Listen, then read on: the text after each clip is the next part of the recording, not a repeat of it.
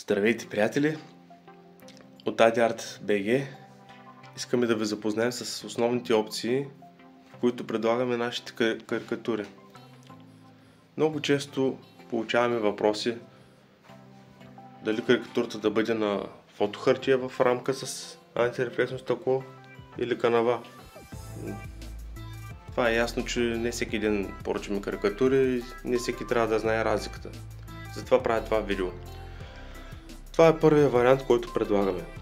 Фотохартия в рамка с антирефлексно стъкло. Това стъкло е с минимален огледален ефект и придава много приятен матов оттенък. За съжаление, с камерата трудно може да се забележи това, но който е виждал на живо, предполагам, че може да потвърди. Не знам дали се вижда така. Ето така, лека се вижда матовия оттенък. Самата рамка си е напълно стандартна рамка, но за разлика от стандартните рамки, което е антирефлексно стъкло, основната разлика, другото е, че рамката е залепена с много качествен силикон, който гарантира една по-голяма здравина, за разлика от стандартните рамки.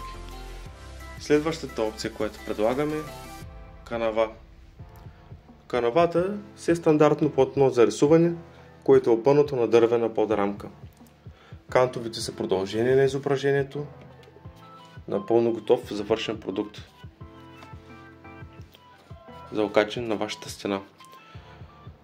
Някои хора предпочитат канавата да бъде в рамка и това си е напълно изпълнимо. Всеки един майстор, който се занимава с рамкиране, може да ви свърши тази работа. Там има богат избор от профили, които вие сами да си изберете, за да се вързва с вашия интериор. Това може би е за канавата. Не знам дали се вижда текстурата.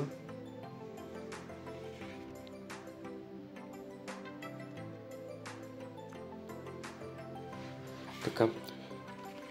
Много хора често питат за канава в рамка, за което сега се обясних.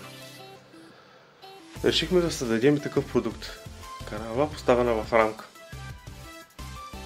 Ето това е. Като случай, канавата не се изпълва първо на подрамка, а се залепя на PVC плоскост и се поставя в рамката. Ето това. Пак ще се опитам да видите текстурата на канавата. Тя е същата канава като предната. Няма разлика в платното. Скоро може би ще имаме и друг вид канава. Но за сега е този матове, който си е много добър. Тази канава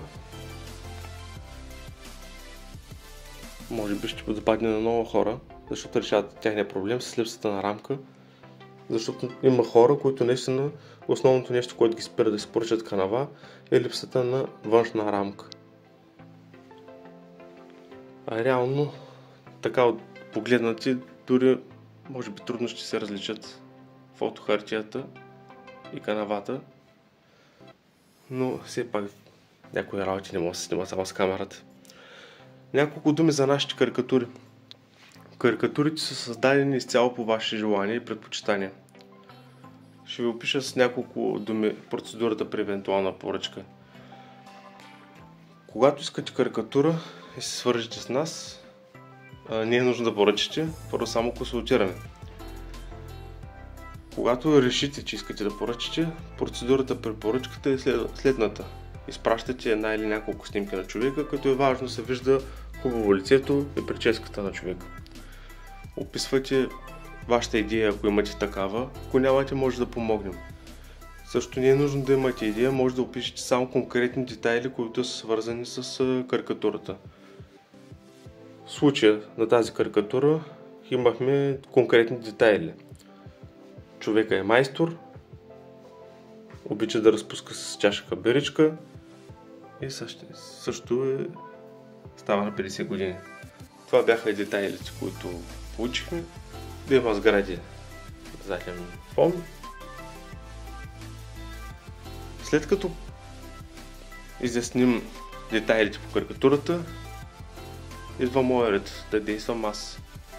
Правя карикатурата, изпращам ви с защитни надписи, за да погледнете. Ако нещо не ви допадне, следват корекции, които са безплатни.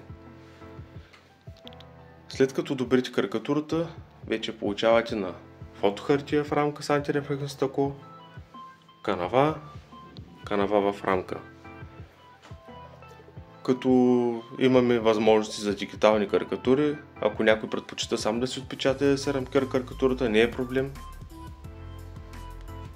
Може да се направи във всякакъв един размер, който трябва да е уточнен предварително. Това е за нашите продукти. Ако имате нужда от консултация, не се колебайте да се свържете с нас. Това, че се обаждате, не ви обвърза с никаква поръчка. Все пак тези картини дълги години ще бъдат на вашата стена, така че е добре процеса да се обмисли. Поръчката предварително да е добре обмислена и решена. Все пак не всеки ден окачваме нещо на стената си. До нови срещи, приятели!